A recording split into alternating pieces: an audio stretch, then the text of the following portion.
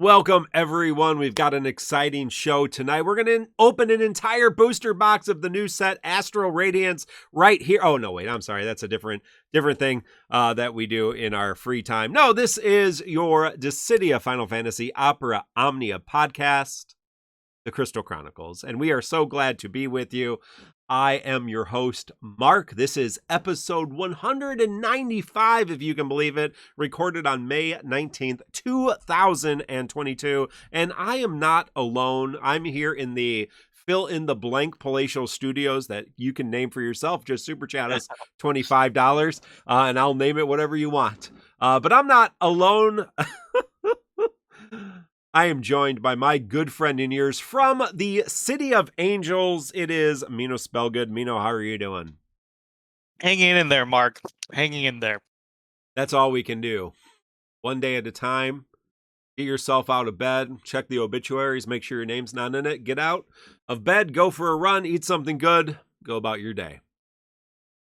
This episode, and most episodes recently, is presented by our good friends at Manscaped. Manscaped is your hub for all your personal grooming needs. Their products are exceptional, high quality, cost effective personal grooming products, personal care products, and hygiene products as well. Check out manscaped.com if you want a good deal. You're in the right place. TCC Pod, TCC POD for 20% off your entire order. We are so excited to be presented by Manscaped, our good friends and yours. Well, last week we had some trivia. Poto Cedar, our TCC intern, always gives us some good trivia.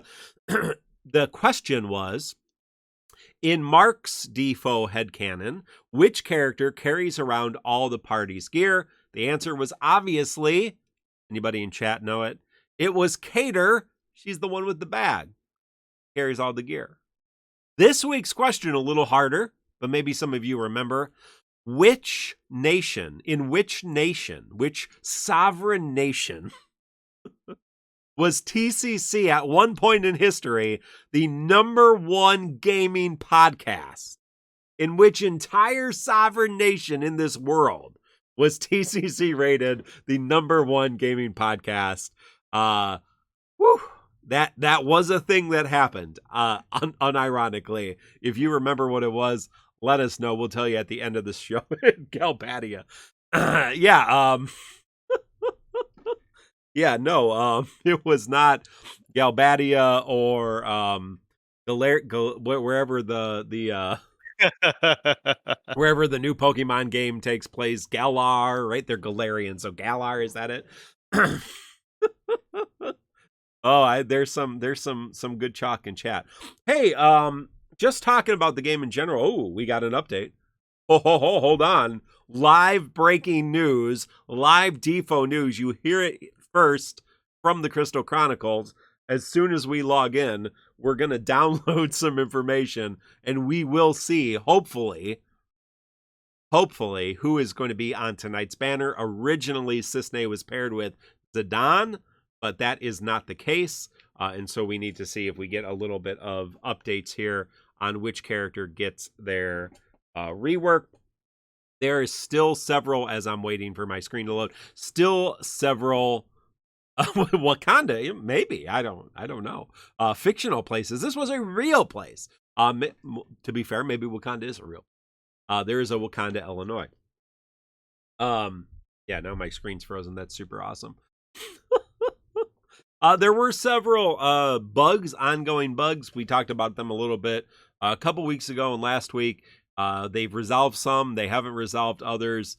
They did confirm the bug that happened last week on air. Mino was having issues every time he brought in Charlotta into the 6-person event.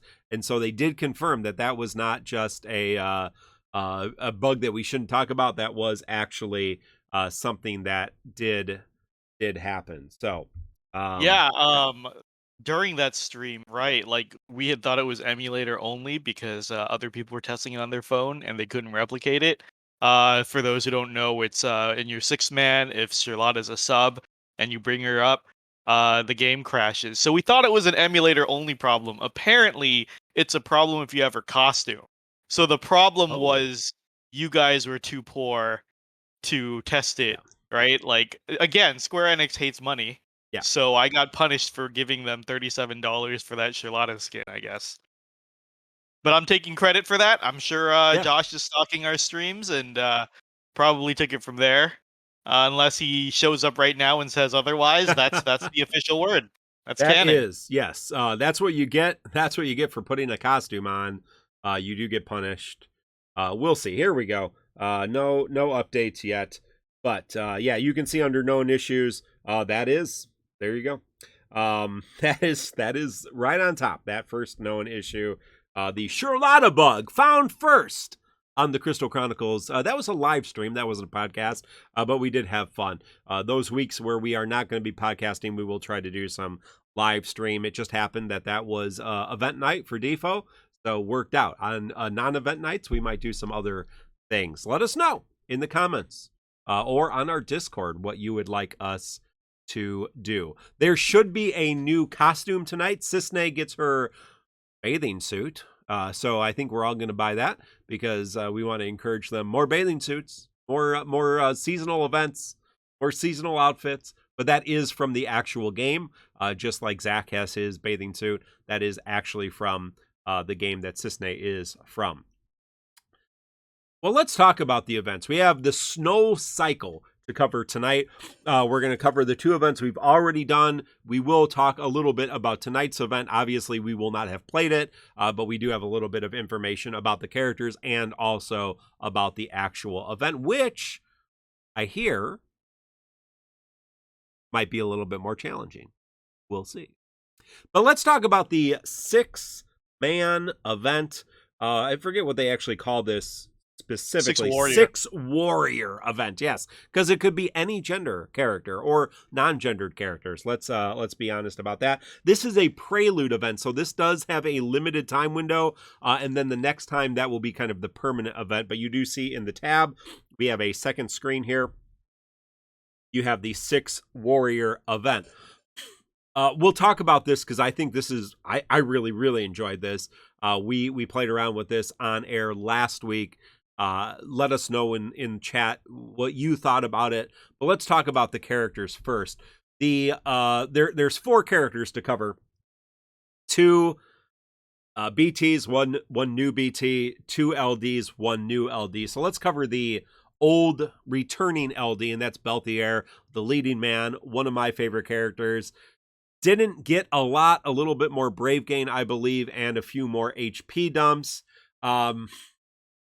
He does what he does. He doesn't feel really any better, I guess. I'm not really sure moving forward how long he's really going to last. Unfortunately, his big gimmick where he can steal buffs just continues not to be particularly useful. I have my Belthier fully geared, blue armor. He does have some decent support for the party. It's not hard to use him. He can slot on. He does have some dispels if you're looking for other dispellers. Cleansing as well. He removes all debuffs from the party with his LD. Those are not new things. Now he's just level 90, a little bit more up to date. His EX does a little bit more damage, obviously. His AA is a little bit better, but really no changes. At this point, again, there's just a lot of options. So if you're really looking for this, I think Belthier, hey, not bad to have another Dispeller or Cleanser, but at the end of the day, we have a lot of folks who can do his job, I think, considerably better. Mino, anything about Belthier you would like to share? No, he hits harder, and his buildup is faster. Easier. I believe Yep. he starts at 3 stacks now instead of 1. Yeah, that does sound right. Let me clarify that. Where's the actual debuff? Yeah, he starts at 3 stacks now, so it is a little easier to build up to his 5 stacks, which then allows his support to go to the allies, which was an issue in the LD era, trying to build up those 5 stacks. But nothing new for Belthier, but obviously if you like him and have him, Yes. Garflow's like, I forgot he got a C90. He does have his C90. And it's what it is. It's kind of your general C90, nothing too exciting. We do have some C90s tonight that are going to be a little bit more helpful moving forward, but it is what it is. If there's ever a super event where, oh man, stealing that buff really makes him awesome, we'll let you know. I don't think there's going to be one from any time forward. Well, we did get a new LD, and that was Lise from Final Fantasy XIV. Well, I guess maybe even before I go into this, Mino, is this really, so I'm not familiar with any DPS in Final Fantasy XIV, but is this supposed to be kind of how monks play in Final Fantasy XIV? Do they offer kind of some party support and defensive capabilities, or is this kind of thrown into her kit for no reason? Yeah, kinda. This is more the Stormblood era monk. All Okay. the FF14 characters now, their kits don't really resemble the default kits anymore, but monk is more supporty of the DPS. Can't fault that. Yeah. I think the defensive stuff I don't remember. This was quite a few years ago, but Yeah. they gotta do something to separate for her from Ida. Interesting kit. I don't know. How do you feel about it? Yeah, no, I'll go through the kit a little bit. If you're not familiar with her, obviously she was just kind of a basic damage dealer beforehand. Did a lot of AoE split damage attacks. Now she gets an LD, and she did some party battery. Now she gets an LD that batteries the party, does a significant amount of attacks, but gives her a special buff. The special buff is going to give some party support in defense, brave damage up, HP damage up, overflow, but also less damage taken. I believe the numbers are brave damage taken 30% and HP damage taken 20%. Those don't seem big, but when you stack them with another tank like Snow or other party defensive characters like Beatrix, it really does add up, and it can actually decrease your damage quite a bit. That being said, even with her, I mean, she's got pretty decent dumps and brave gain. So, I mean, I suppose, and I don't know if anybody's really invested, I suppose you're fully invested 5/5 ultimate weapon, blue armor, Snow BT plus, like Yishtol, like whatever you can do, Alpha Null, whatever you can do to like really double down on the brave gains. She's probably doing okay damage. But as you often talk about, Mino, is she doing consistent enough damage to break that 3, 4, 500,000 every single time she acts, every time she hits? I'm not necessarily seeing it at the level that I have her at. If you have her fully invested, maybe, but she plays a little wonky too. It shouldn't be super hard. She builds up stacks of the chakras. When she gets to 5 stacks, she can use a special attack purification, which gives her 2 turns of free ability use and super HP damage up. So the idea is you build up those stacks, which isn't too hard, and then you have a couple really powerful turns of damage, and then you build up stacks again. But it just doesn't, I don't know, playing her doesn't really feel like that kind of good cycle of I'm building up, I'm doing a lot of damage, going back down, building up, doing a lot of damage, because just the way the fights are, maybe, there's really not that. I struggled to find a good rotation for her. Again, maybe the other people are really invested in her and have found that really good rotation that really makes her look, but I'm not super impressed by her damage. I'm not super impressed by her support. I don't think she really excels at either one of those. So when paired with other people who are doing this, I guess she could be considered an okay third slot character, supporting another supporter, being with another defensive character, and adding some additional damage. But Lord, I wouldn't suggest anybody pull on her. Mino, what's your thoughts? I'm not a big fan of this character. The few people I saw defend her damage, I don't know, her damage doesn't really stand out. And then No. besides her damage, I'm not really sure what else she's bringing to her party, because the ores are pretty lackluster. Yeah, they're not across great. the board.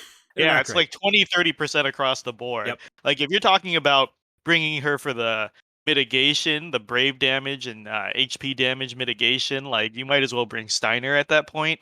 I'm really, really not sure. Well, actually, I guess she out damages Steiner. Yeah. But Yeah. but like it's weird.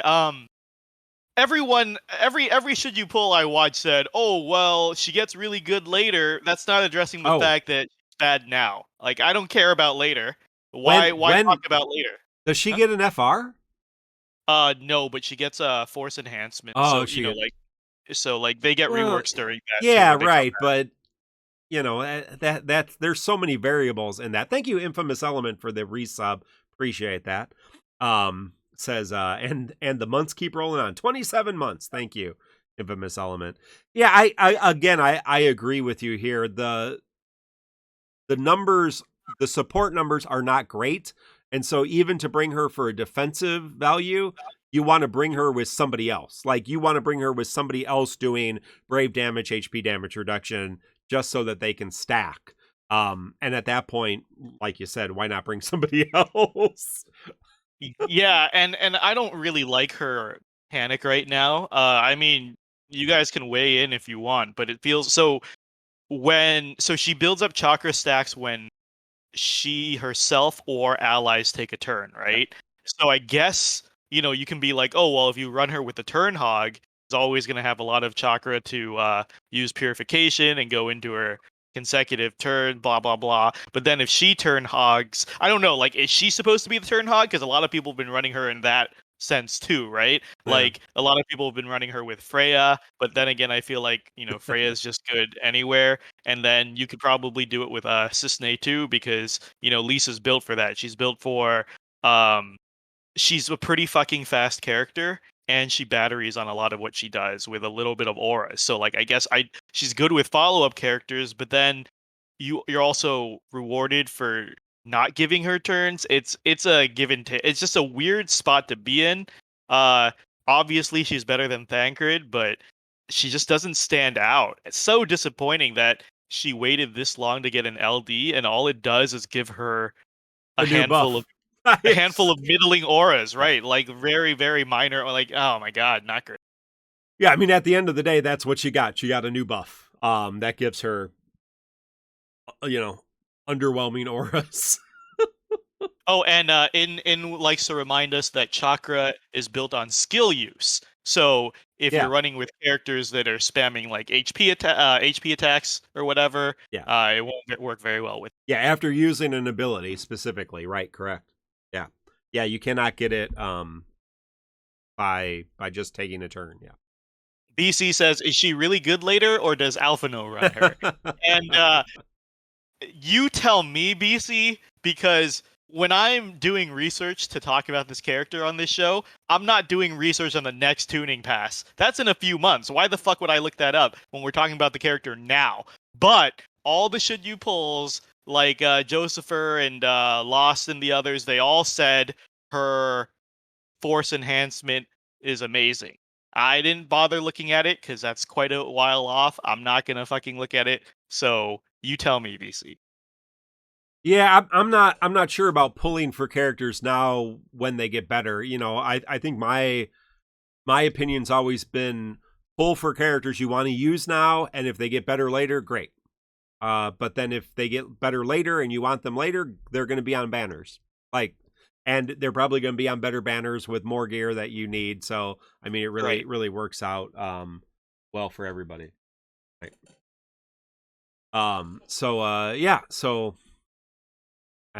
Yeah, there you go. Moving on from Lise, we had Emperor got his BT plus and his C90 and a little bit of a tuning pass for him. He does start with his EX. Now, I don't believe he started with his EX on the last tuning pass.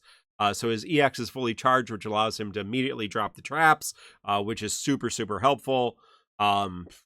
Doing big damage, he gets a little bit more brave gain and brave damage up versus debuffed enemies, brave damage and brave limit up with his BT plus. So if you like Emperor and you were waiting to use him again, he's back in his prime of being able to throw a whole bunch of traps on and then spam HP plus plus plus. The nice thing is now he can literally Oh yeah, EX is free turn, instant turn, right? In the first turn, so you can use that. And yeah, and then just immediately start rolling, which is a lot better than having to build into that EX and then eventually use it and then build into the stack. So yeah, you can immediately EX and then LD if you want, or EX and HP plus plus. At that point, I'm not necessarily sure when you use the skill 1 or skill 2 anymore, but there may be times to do those for the big Emperor stands who understand that. So yeah, he really does get an upgrade, and his damage seems fairly good, but I certainly wouldn't suggest pulling for him at this point. But if you already have him, he might be somebody worth investing in. I did not green mine. Maybe Mino, you decided to green your Emperor. He still has the same problems he always does in terms of he eats a lot of debuff slots. You know, he has 3 debuff slots with his EX traps, and then he gets another debuff slot available for his BT's trap.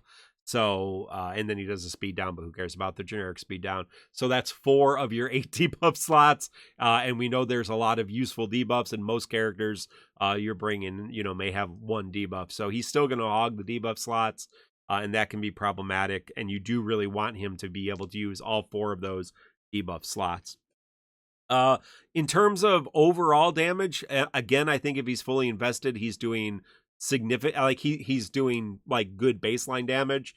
Is he doing overwhelming like God era damage? I'd have to see one. What is he? Does he use staff?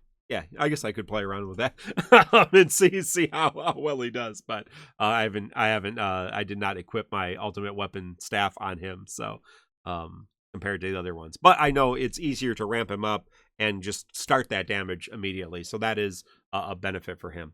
Mino, what are your thoughts on Emperor?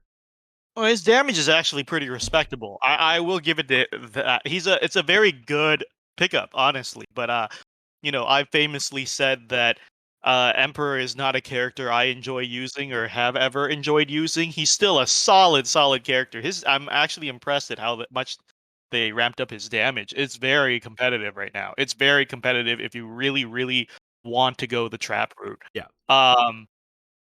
I'm sure there's people who enjoy using him and will use him. I don't know if he's for everybody, because as we'll talk about moving forward, there are easier follow-up off-turn damage characters to set up coming up real soon, like multiple too. But no, Emperor is a very solid green, I think. They gave him a lot of dumps, and Oh yeah. 100%, like with the right team, like Snow is such a good partner with him too because of that gray floor they give him, like just to constantly pump out damage. Solid character. Let's not forget that, he has delays. I was gonna say longevity, but that never matters. No, yeah, he does have longevity.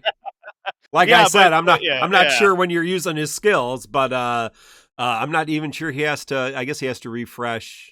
No, yeah, EX refreshes everything, so I'm not really sure that you use skill 1 or skill 2. But yeah, I'm guessing Blue Emperor, BT plus Emperor, 5 out of 5 ultimate weapon is doing significant damage. And if you ramp him up with somebody like you said, Snow, who we'll talk about in a minute, yeah. But yeah. yeah, no, I was going to say, in terms of follow up and extra damage, I think moving forward into FR era, the kind of follow up damage that he's doing may not be. I mean, it's still going to tick up the boss FR gauge, right? And so it's not like that free damage like Cissnaenae is going to give. I believe, right? Because that's still, you're still attacking to trigger. Like it's not going to trigger. It's not going to eat up like every trap that goes off, but it's not like free damage traps unless the traps actually go off. Like his big thing. So it's a different yeah, flavor, right? Because like the whole point is, oh, he got his HP plus plus, so he can trigger his traps now on his turns. But it's not as constant as like Freya. Well, you're right. We just had Freya. yeah, We're gonna Freya. get Cisney. These are characters that will consistently follow up after every single action, so you could really milk it if you want. But again, like Emperor is just not he's not a bad pickup at all. Like No, as far as returning greens come, like I just declined to comment on them for months and months, but they're finally getting competitive. So, Emperor is a great pickup if you enjoy that style. Not personally for me though. I haven't. Yeah, I'm a little out of touch, I guess, with the common person. But like where are people on their greens? Like, I mean, moving into this next era where greens are going to be super important, and you're going to want the BT pluses for the characters. Like, is it a good idea to like green some of these older BT units? If you're like how many books and ingots do you think you would need, assuming Emperor's not your favorite, to like invest in a character like Emperor? I mean, you really have to say, oh, he's really a favorite. I really, really like his play style. You're not just going to throw random, I don't even know where I am on the BT ingot stuff. I haven't greened anybody in a while since, I guess I greened a ton of people last month. I haven't greened anybody, but I assume people are still maybe struggling a little bit in that resource. I guess I got 12 books and 7 ingots, so maybe not. Maybe ever you got plenty of greens. Just green whoever the hell you want. There you go.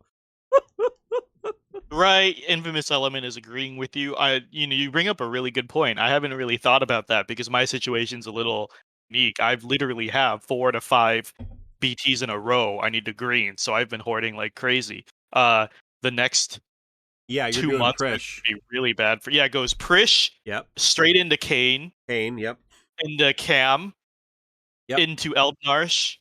Oh, So like forgot it's really Yeah. bad. Like I'm hoarding like crazy because that's a Well, straight I'm monthly. gonna green 3 next month that I shouldn't, but I'm gonna do it anyway. So I mean, it's that. I mean, that's kind of the thing. Just kind of looking ahead, because right, I want to green Kane, I want to green Cam, and then there's going to be a lot of characters moving forward. Probably 1 or 2 a month moving forward that I really do want to green. So, I think you do want to be careful about who you're greening now versus who you're greening later for optimized play. Again, if you have all kinds of things and you really love Emperor, then great, do it. I don't think he'll disappoint you. I think he's one of those characters that won't disappoint you, but I wouldn't necessarily encourage anybody to go out of their way to green him. And likewise, the next character we're going to talk about is Snow, and Snow gets BT. He did not have his BT before. And he does then get his BT plus because of that. Snow's always been a tank with ice damage, damage resistance, damage mitigation. He's always been very good at damage mitigation. There were eras where it kind of sucked to play him because his buttons weren't very fun to press. He just wasn't doing anything except eating damage. His LD made him a little bit better in that era of being able to actually eat damage, but also then support the party a little bit and support the party by defensively, reducing brave damage, reducing HP damage. So like I said, with Snow and Lise, you're doing decent damage mitigation.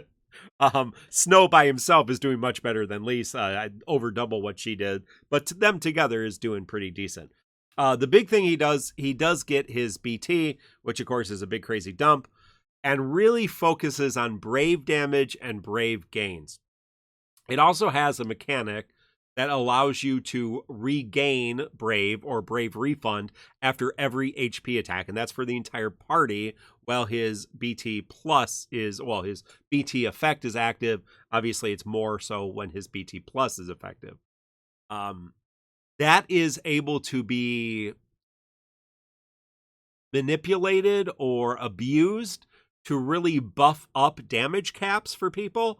Obviously, it can work with anybody because anybody who does an HP attack is going to get HP refund, brave refund, and will be able to do more damage the next time. So if you have a character who does no brave gains but tons of HP attacks, they're going to continue to refund their brave, thus doing more HP damage. But if you pair him with characters who are doing lots of HP attacks and brave gains, they're just going to enjoy it even more. And you can mess around with that cap and end up, I guess, doing, I know Theologica's here, Infamous Elements here, I know they were playing with it. You can actually kind of go above certain caps depending on who you're using if you really dig into Snow. But it's a lot of effort. Like, you really have to play with the mechanics. And so if you're really interested in that, if you want to make the game a little bit more challenging and set things up a little bit more interesting, I think Snow is definitely a character to look at, because he can really push through, damage reduction, push through brave reduction. He can also just help people do massive amounts of damage. And he's a decent tank too. That being said, if you're not really interested in investing in that, there's a lot of people that just do good damage, and a lot of people that are just good tanks, and a lot of people that do tanking and follow up even more moving forward. So again, it would not be a character that I'm recommending necessarily, but that being said, he is super powerful and he has a really powerful mechanic. So Mino, what are your thoughts on Snow? So Mark covered the basics pretty well. The unique thing, I remember at first glance I was not a fan, but then, after just some discussion, I get it. Like, his BT, like, even though Brave Refund isn't a new mechanic, Snow is the only way you can get it onto the party, right? Right. Like, it took me a while to realize he gives the entire party the refund. And right, in traditional sense, like, this is really cool. Like, people who have a lot of dumps between turns. All the characters on his cycle are great examples. We've got Yeah. Freya. We've Oh yeah. got Cissnaeae coming. Like, yeah, He and then pairs well with everybody on his cycle. right. And so, like, it's a cool mechanic. And then conventionally, of course, you add that with some Brave Gain coming up. Ish is on his cycle too for this very Yep. reason, because Ish comes back with a huge Brave Gain bonus we'll talk about. But right, like, you pair it with a Brave Gain, and suddenly, you're capping a lot. Like, if you want to do like Vaughn stuff on different characters like Seymour, I guess chat's throwing out, you can do that. This is a cool mechanic. Not cool enough for me to sacrifice one of the greens I have planned, but maybe down the line. Like, I think it's a cool mechanic, but from a power perspective, with this conventional use alone, it's okay. Probably not going to get used a lot.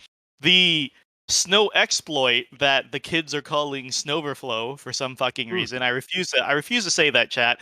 But I just wanted to, since this is an informational podcast, Snowverflow is the fucking community term Hashtag for it. Snowverflow. So terrible. But basically how that works, it's very limited use.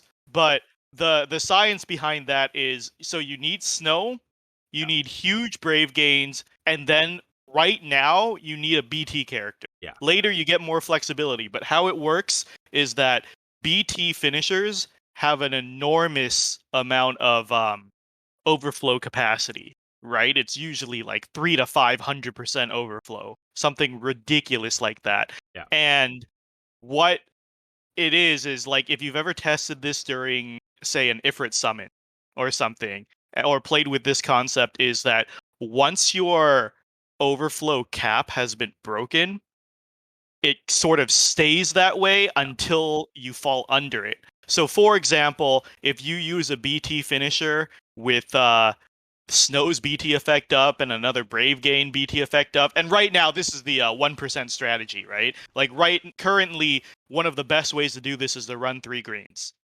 And so it's a 1% strategy, and what it does is, like, let's say if what's a big BT finisher who's popular right now? We'll say, shit, I don't know, Mark. Let's say Emperor, right? Okay, sure. Right. Let's say Emperor with his dumps. Yeah. And you do a huge BT finisher, all of a sudden he is at like some ridiculous, like, let's say, I don't know, 5 million brave. He can hold 5 million brave. And as long as he keeps dumping and getting the refund all the way past his threshold again, he keeps that. So if you have the 3 BT pluses, it's just ridiculous. And this is what got Snow so much hype on his release, right? And later you can do this with FR, right? Mark, it becomes a little more available later with the FR bonuses. But right now, it's strictly almost exclusive to BT finishers. And you're just seeing enormous amounts of damage. And before I pass it back to you, Mark, the thing is that Snow got so much hype in the community saying he's the next big thing. And obviously there was pushback once BC said that snow was overhyped because people didn't understand how Snowverflow worked. A lot of other content creators were jumping on that bandwagon as well, so he became such a fucking divisive character. But I predicted that your average main court Joe was going to love this and then not use it. And I tracked a couple of characters or people that I know were super hyping it up and loved the meta stomp, and then I see them not taking advantage of it at all. And then, you know, in our hipster circles at TCC and stuff, not that many people are running Snow either. So I was like, there's a lot of characters that are hyped, like Garnet or Ramza, but these characters do see continued use. Like Ramza, as hyped as he was, there's still a lot of Ramzas to this day. Snow, in his cycle already, I barely see. BC says to play devil's advocate, people could be waiting to pity him on the Cisney banner. Sure. So we'll see, maybe, Yeah. but I doubt it. I would totally bet against, even after the snow cycle.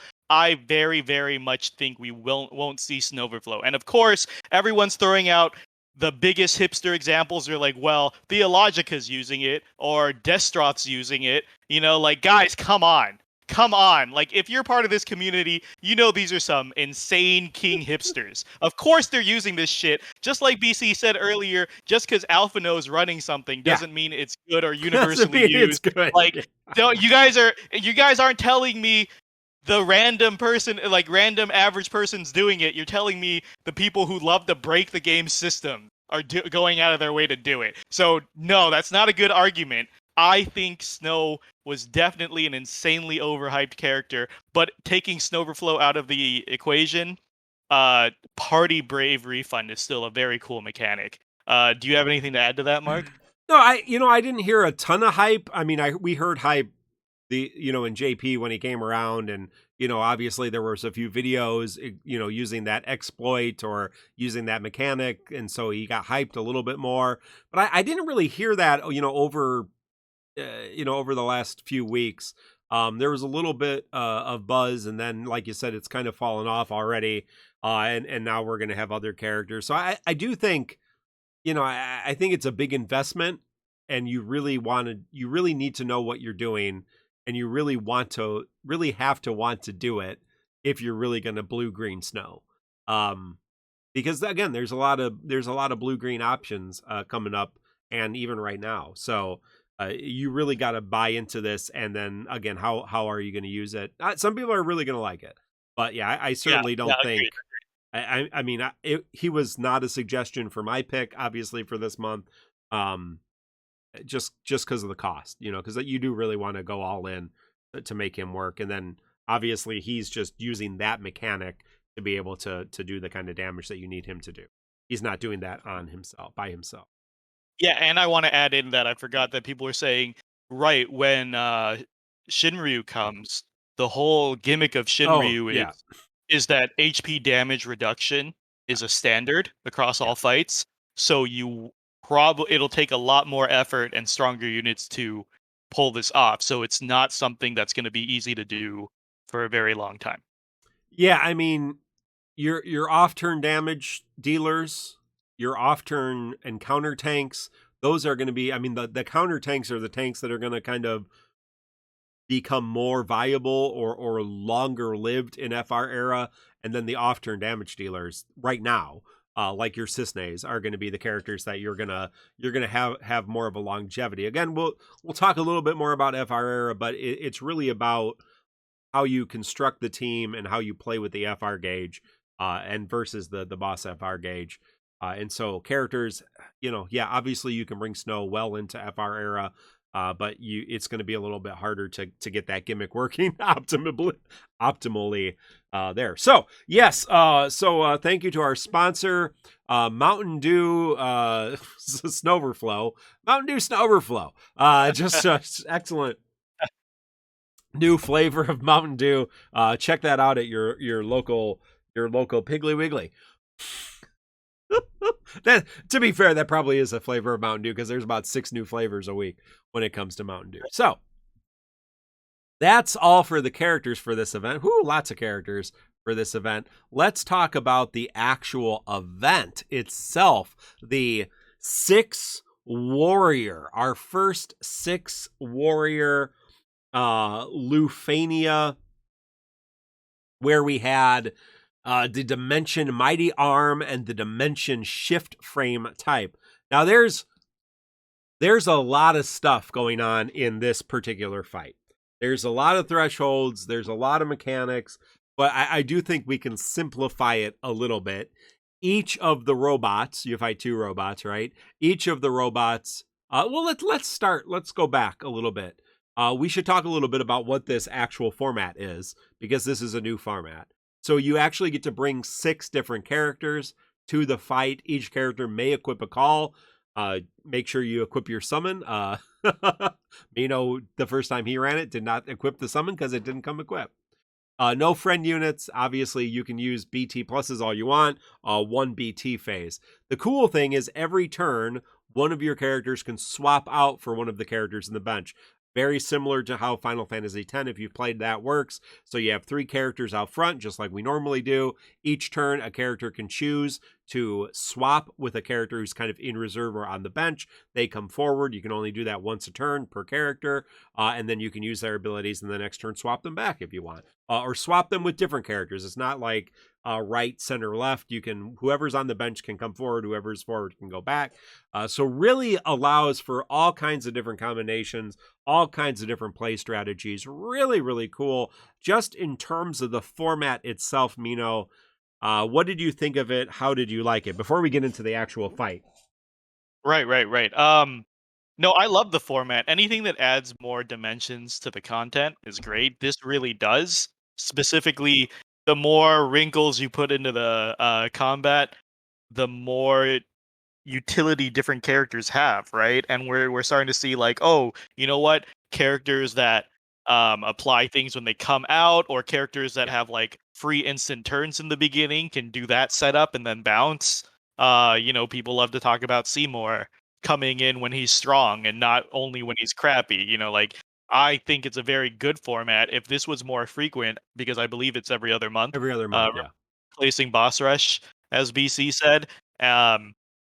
You don't necessarily have to plan your pulls around it, but if it was more frequent, if there were more 6-mans, then very, very cool concept. And I know like Nidre is a meta stomper, and he doesn't usually try challenge runs, but he said in JP he thoroughly enjoyed all of the 6-mans that released, even if they weren't particularly difficult.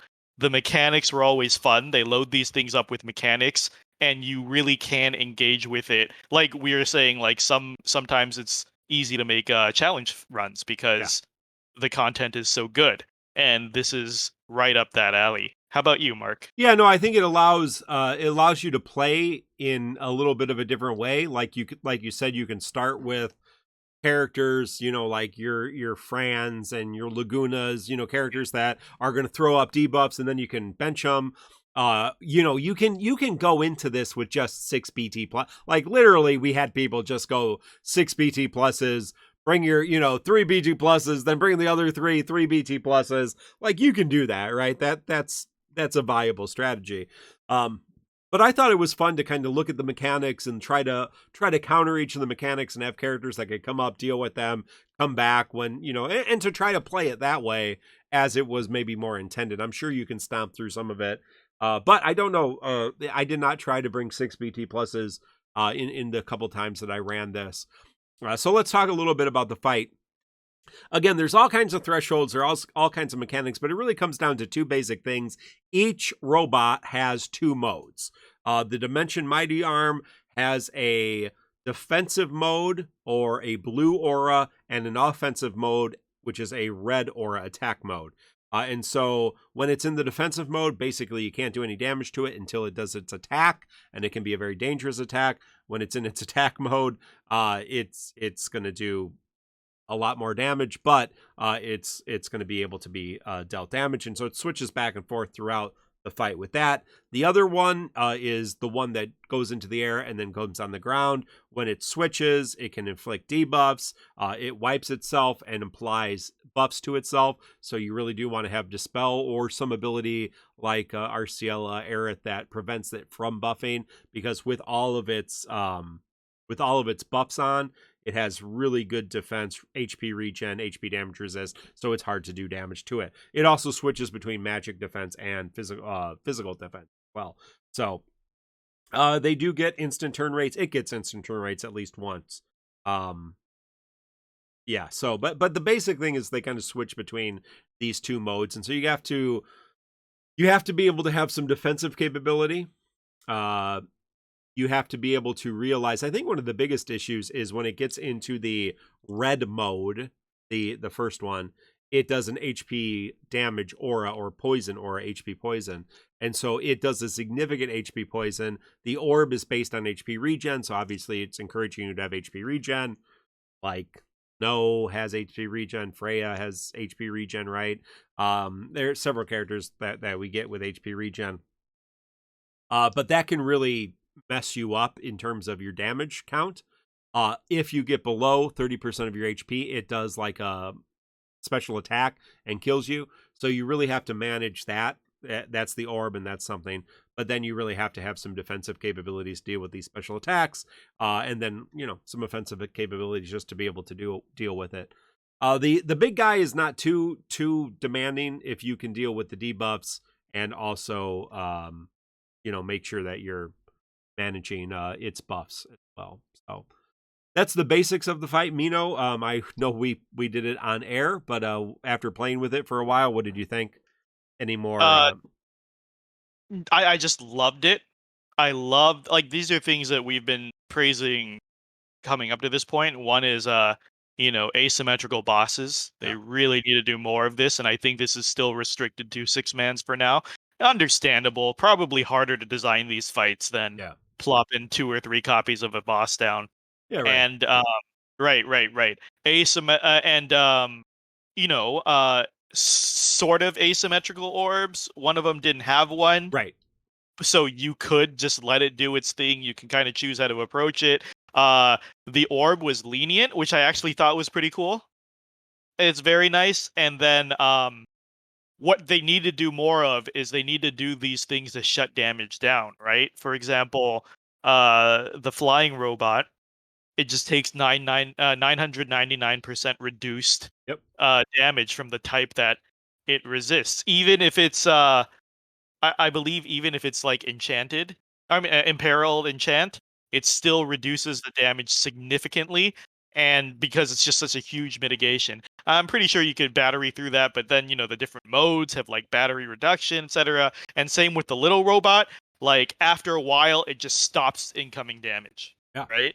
Like you just can't hurt it unless it takes a turn. Like more fights really need to be able to do this, so you can't just like no turn all of it. So these are the kinds of like hard stops that need to be coming into all of these fights, not like the next fight where the thresholds can be ignored once you once you set it up properly. Right.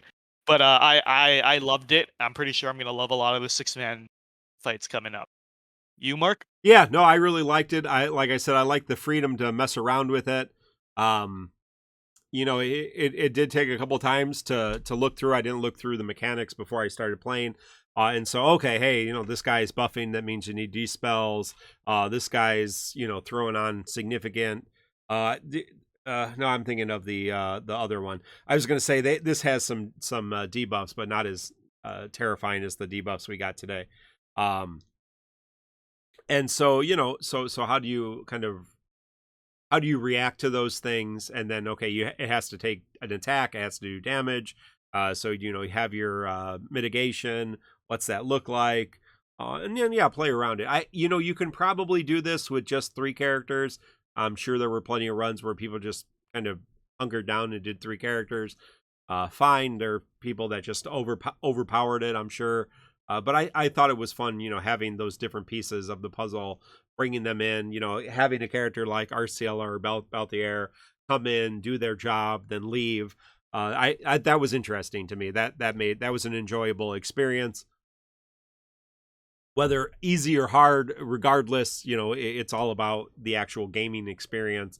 And so Exactly. for me, this was an enjoyable gaming experience. Exactly. That's very well put, right? Like, uh, as long as it's easy to tune your difficulty, as long as there's like lots of elements to interact with, right? Like, guys, putting Legos together isn't hard, but I enjoy doing it, right? Like, No, you can create your own fun, honestly. yeah. All right. Well, let's go from that to the next event, which was Ragin Intersecting Wills, where we learned about the power of friendship, camaraderie, and the old anime trope. If your friends aren't doing what you want them to do, you beat the hell out of them until they're unconscious, then you drag them away. And so that's what real friendship is. Real friendship is getting the hell beat out of you and being dragged away from problems. But we did get some characters with that. Um, the yeah, I see you didn't update this part of it. That was the one you were talking about. This particular had what? This had Kadaj and Ragin. So Kadaj got his C90 update. Wait a minute. We just talked about those characters. But I know what we're talking about. That's okay. Kadaj got his C90 and Ragin got his new LD. So let's talk a little bit about Kadaj. Actually, I think this is a worthwhile C90 to talk about.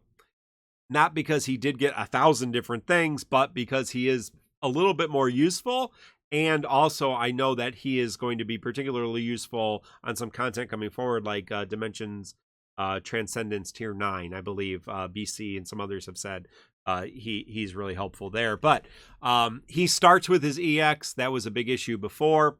He actually gets a free ability use first, so you can immediately use his AA to set the fixation, which, if you don't remember how Kadaj worked, he has a framed golden debuff that allows you to basically, whatever character you're focusing on gets more stacks. The more stacks, the more it does. It ends up doing, more brave gain taken, defense down, attack down, physical defense down, and then if it's at 5 stacks, it triggers that follow-up attack.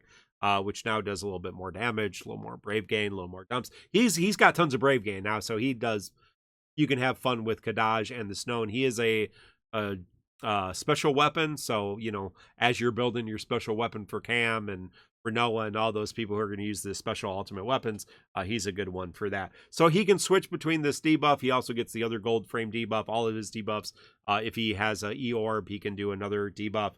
Can stack that attack down, which is really helpful. But I think the big thing for him now is he can immediately make sure that he has 5 stacks of fixation. He immediately can use his EX. Now his EX is going to be charging a lot faster. Fairly significant damage with that.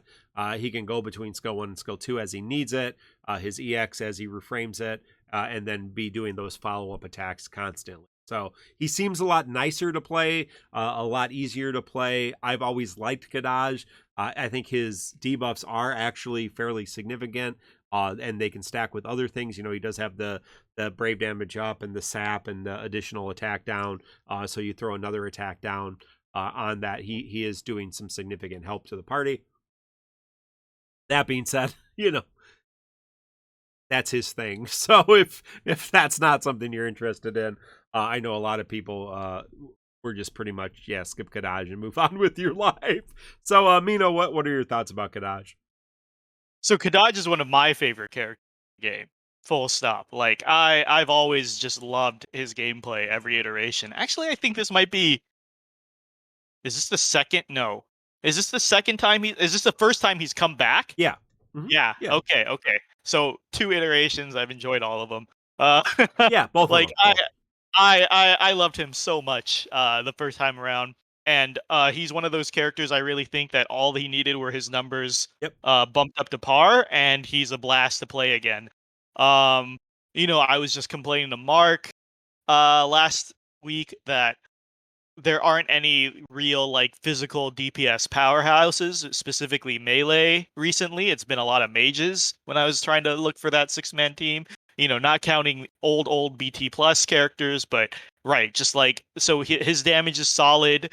I think everyone forgets the amount of utility he brings. We're gonna cheat with some Foresight because we know that nothing counters gold debuffs yet. Yep. 8 months forward, that's still very solid. You are guaranteed to hold those the entire fight. 100% gravity every Yes. 1, 2, 3 turns, along with some form of dispel. Like his kit's always been packed with a lot of elements of really rare mechanics, right? Like I know it seems like there's a lot of dispellers, but whenever an Equinox rolls around, like that's certainly not always true. Gravity is always really good. I don't he has the saps, as Mark said, like the attack down can really stack on physical enemies. It's just a lot, right? It adds up a lot. His dumps are good, he's strong. I think he's a very, very, very solid pickup. And then once again, to cheat a little bit, he does make certain fights easier, like T9. Mark Yeah, was tier saying, 9. Yep. whichever Vincent comes with, Mhm. that Yep. has the gold debuff requirement and constantly cleanses. Right, like that's a nightmare without Kadaj or Vincent. I'm sure our challenge runners will prove us wrong, but no, that one's bad. And I just think his kit is very, very useful. And, the first time it came around, I loved it. And then stacking 2 gold debuffs was always super handy because that was back in Mark, if you remember. That was a long stretch, 2 months of Yeah. enemies ignoring mitigation Right. and guaranteeing all their hits. So tanks weren't doing shit No. for your party. So I ran Kadaj a shit ton to buff the attack Yeah, down I did to too. Yeah. get through. Yeah, oh, Yeah. you did too. Okay, Yeah. right. Yeah. So like I think this is a character that's almost universally Yeah, useful. we had that whole fixed Kadaj thing. So then we because everyone was saying, well, I hope you use him. So we used him a whole bunch. Like, okay, we will. We used him. There you go. I really do think it's as a damage dealer who does have some decent utility, but as a damage dealer, it is worth talking about the damage dealers. You got a damage dealer that's got a thrown weapon or a whip. Like, it's a little bit different using the ultimate weapons that are actually going to be useful down the road. So to already be investing in a special or unique ultimate weapon, to throw on a damage dealer like Hadaj is going to be useful now, and then you're going to be able to continue to use that on characters like Kamlanat, Renoa moving forward, that are going to be really good. So same way with Freya and the spear, that's a ultimate weapon that's going to get use, without having to refund and do another one. So I think that goes for his favor as well. Point. And don't forget that like if you're a Sephiroth fan, this is the best version of Sephiroth you're gonna get. This is the I'm best not version of talking about Sephiroth. the knockoff Sephiroth. I'm talking about Sephiroth appearing in his attacks, Yeah. because Sephiroth, he hasn't really been on top since I think since he first debuted. And don't you guys fucking say Eateroth, because that's a gimmicky team that none of you guys are running anymore, and you might as well say Ida's a top tier character It is if top you're gonna tier. say Sephiroth. Yeah, but no, Sephiroth is tragic, I will and be I don't think greening Sephiroth next month. I wouldn't suggest it to anybody, but I will be doing that. So yeah, I know it's not great, but it's what it is. What it is.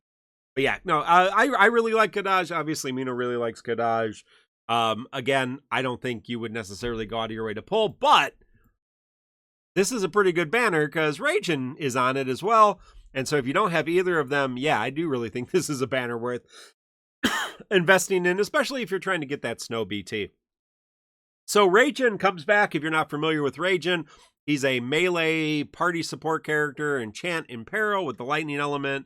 Does a little bit of HP damage mitigation. He does that kind of cycling paralyze where he can activate a paralyze every couple turns, which is really cool.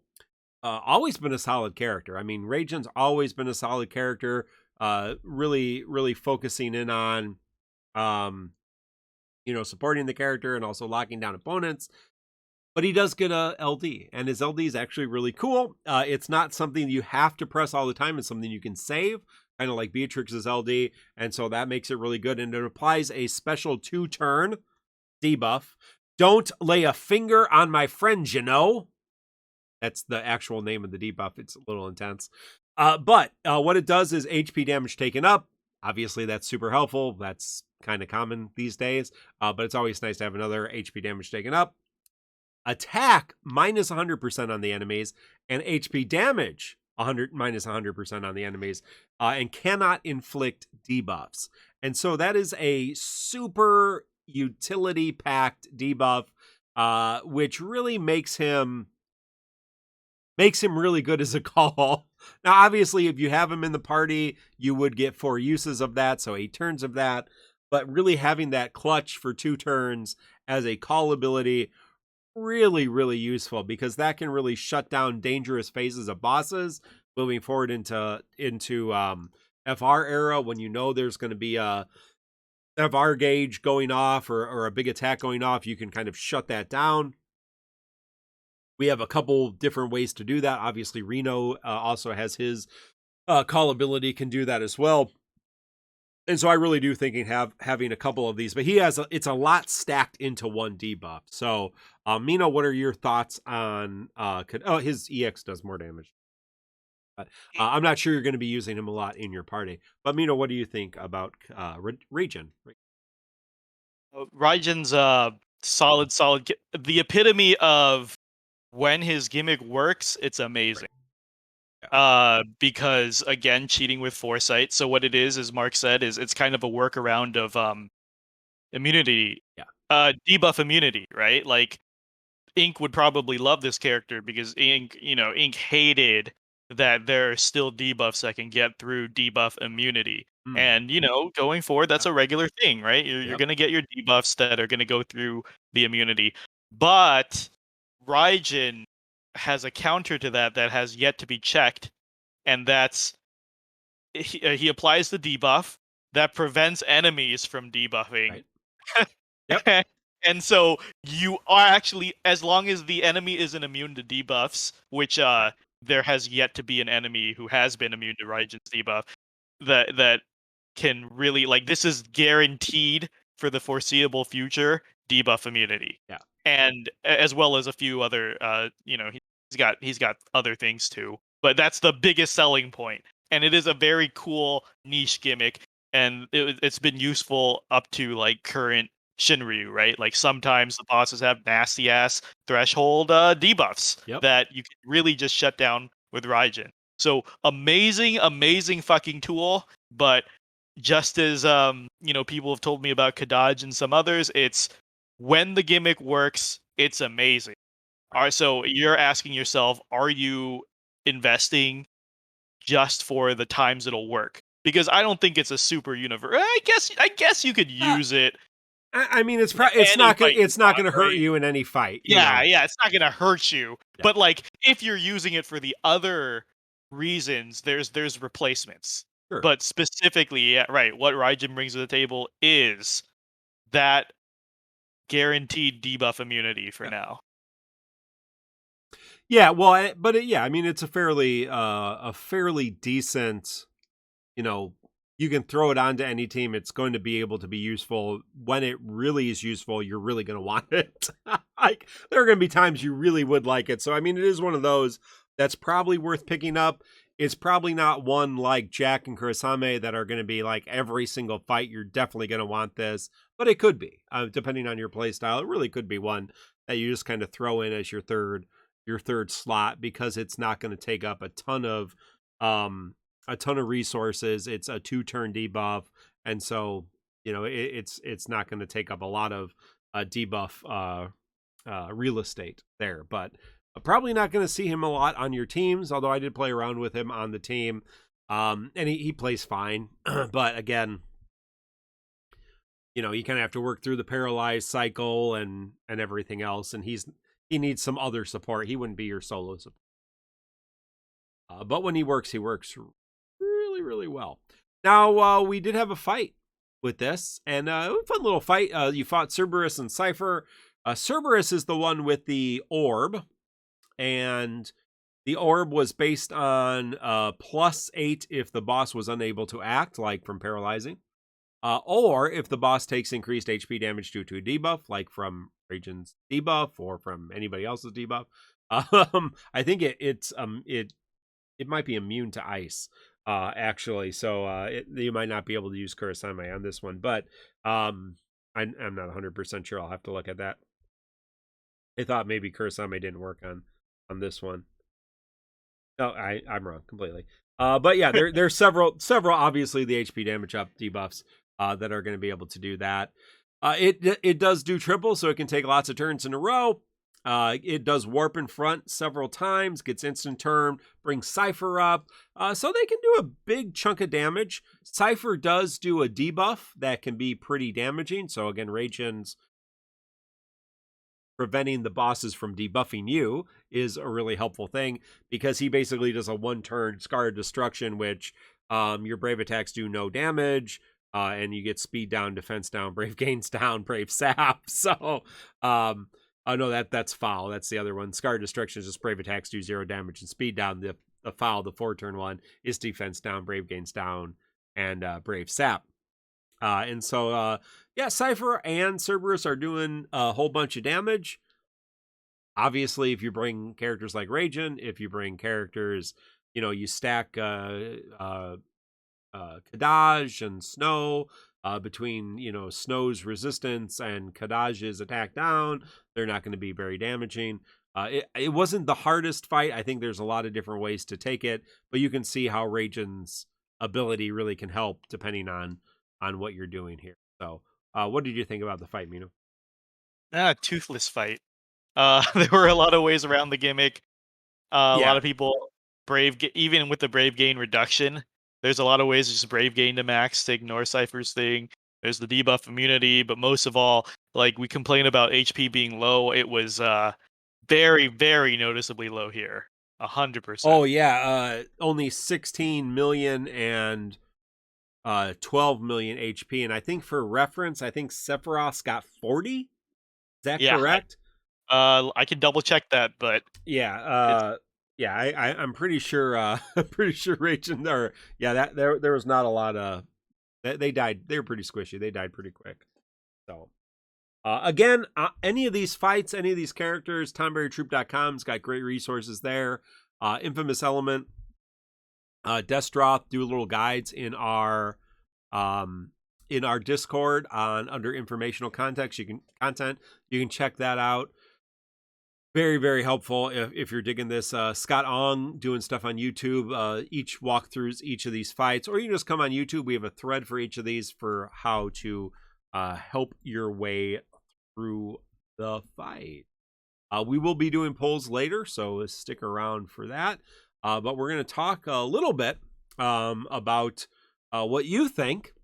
And how we do that is our Supporters Corner every week. If you are a member on YouTube, if you are a subscriber on Twitch, and you have your Twitch or YouTube channel set to your Discord, you can join our exclusive TCC supporters chat, but also our Supporters Corner, where Potosita, our TCC intern, asks a question every week. Question this week is, with Shinryu around the corner, what are you most excited for? FR, new difficulty, new character. If you're not excited, why? Question. With Shinryu around the corner, about 4 weeks away, 6 weeks away, what are you most excited for? Tree Void says, I'm excited for team building and composition to matter again, and it will. K9 Weird says, just excited for new content. C-Sam says, excited for new mechanics. This would be Sleuth says, excited for 13 characters to be viable. Trying to think which 13 characters come back. Who gets stuff out of 13? Yin says, Rip Lightning. Yeah, Luna Freya. I believe that's Daniel. Maybe you know who is that? Saying save for Luna Freya, who's pretty broken. Indolent Large, Strangers of Paradise FRs. Yep, and FR mechanics. All the Stranger of Paradise characters are coming. Final ASIM, most excited for the challenges the TCC community makes in FR era. Who is this? VL, our good friend VL, just returning playing GL. Excited to see how I challenge myself with the very limited amount of resources I have. Good call there. Blind Eye excited that Jet is still alive and kicking. And he gets his FR. Yeah. Decisis excited for lockouts. Stray Bead excited to still be alive and playing the game. Hey, that is good. Tudic says, I'm more excited for Tifa BT Plus than Jack Garland. Hey, I think we're all excited for that dress, especially. Lita Freya says, excited for the next difficulty, and some of my favorites getting reworked like Kane. Goose says, excited for not being able to do the fight without killing 40 raid bosses. And yeah. And Red Kane says, I've stopped playing Global for now, but may start again to experience the start of Shinryu. Just enjoying JP more at the moment. So, Mino, what are you excited about moving into the next era? I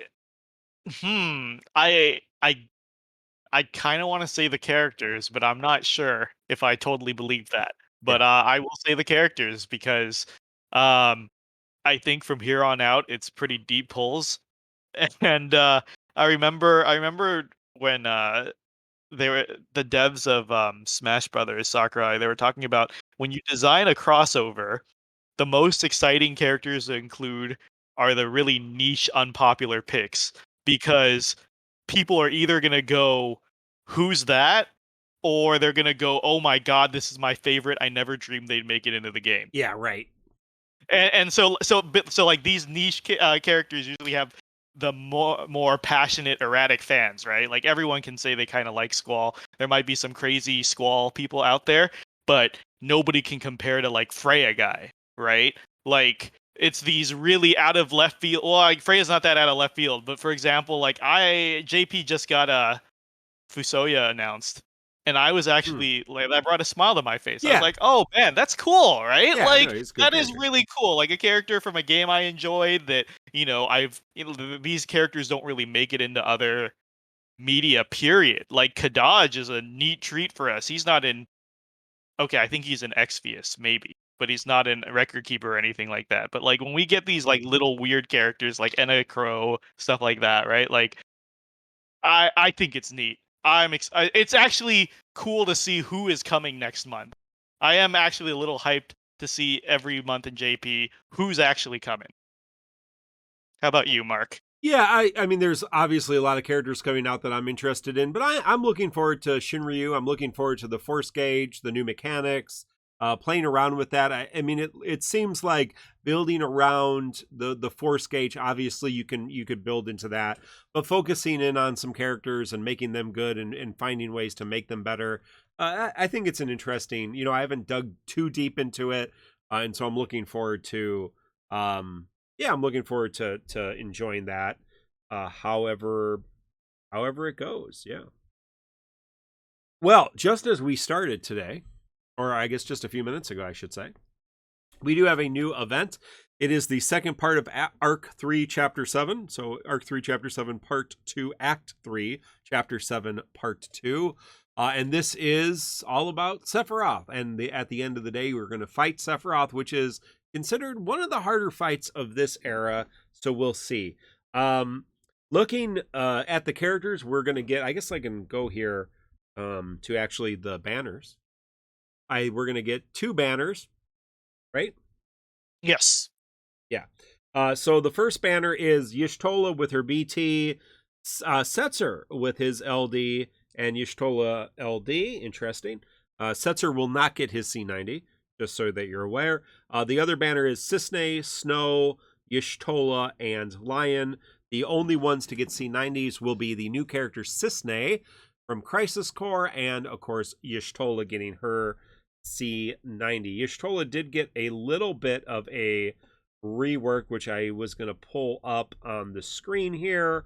Basically more hits, more delay, more dumps on her attacks as well.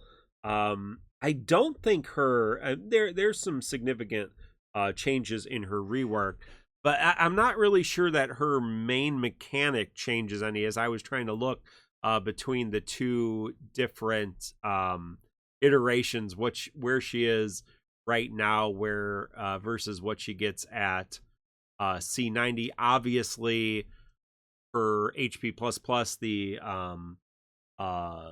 misery status, that's going to do a lot more HP dumps. Her LD is doing more HP dumps. I think all of her attacks are doing more HP dumps, more brave gain. But I think pretty much her base mechanic is the same. There shouldn't be any significant changes. And I really don't know what her EX, if her EX has any changes. Um I don't from think it does. I don't think Yeah, it so does. I mean, it's one of those C90s where her EX really doesn't change, because her EX is the revive everybody, heal everybody, recovers skill uses, and gives you a free turn, but it's pretty much doing the exact same thing. The big thing is the special attacks are going to be now.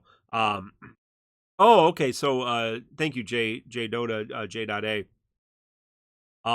The I Brave conditional for her overhead. So in the old Y'shtola, if allies current brave was bigger than the I Brave, it would add benefits. Now that is no longer the case. So it is just from the Blood Lily overhead, self brave damage up, party attack up, brave damage up, and HP damage and overflow up. So that's regardless of anything. It's just basically basically pure party support without conditional. Yes, and she does get the brave damage up and HP damage up now with with her EX.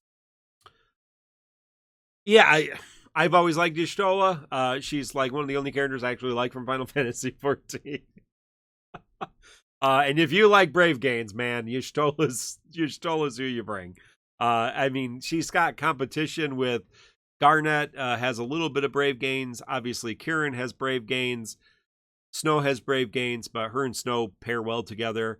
And her brave gains have always been some of the best. So if you're, again, big on the brave gains, love the brave gains, want to brave gain through everything and not worry about, brave hits, HP damage, she's your cat girl. Waiting for that next costume. You know anything about Y'shtola? No, this is just like a Yeah. recurring pattern at Yep. this point, where it's basically like these are amazing characters. All they needed were Little boost. their number. Yeah, all their numbers get a boost, and then they're relevant again. Like certain characters are just that solid. We're seeing a lot of them. We saw it with Ramza, Emperor, Ish. Now that she's viable again, she's just always been an amazing fucking healer. Amazing for brave gains, and of course the entire group resurrection that in 6 man Yes. even Oh resurrects yeah, off dead sub characters. character. Yeah, so like that's why she got a little boost in Yeah. popularity. So Like yeah, she's so just if you're having trouble in the 6 warrior fight, your C90 Y'shtola might be able to help you. yeah, as I've always said, or no, as I've said since Seymour, if you're gonna do something, be the best at it. And these characters are usually so good at what they do, all they ever need is a little boost, and then they're just perfect again. Yeah. No additional changes. And then you have, Seymour, who's just always fucking awful. There you go. There you go. Love Seymour. Anyway, we got a new character, and it's Cissnaenae.